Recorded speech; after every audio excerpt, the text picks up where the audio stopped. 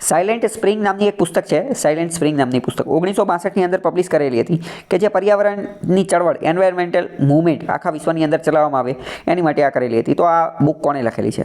અમેરિકાના એક વ્યક્તિ હતા રિચલ કાર્સને સાયલેન્ટ સ્પ્રિંગ. સ્પ્રિંગનો મતલબ શું થાય? સ્પ્રિંગનો મતલબ થાય વસંત. વસંત ઋતુ રહીને એ સ્પ્રિંગ.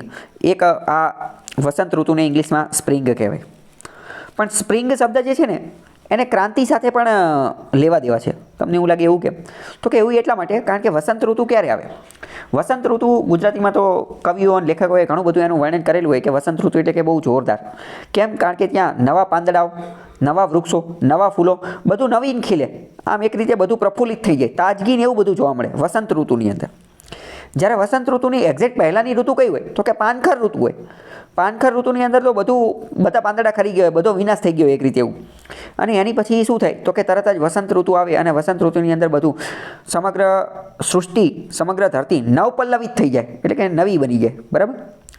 તો એટલે સ્પ્રિંગ એટલે શું? તો કે વસંત. પણ સ્પ્રિંગ શબ્દનો એક બીજો મતલબ શું થાય કે આ એક રીતે ક્રાંતિની પણ વાત કરે છે, રિફોર્મ, સુધારાની પણ વાત કરે છે.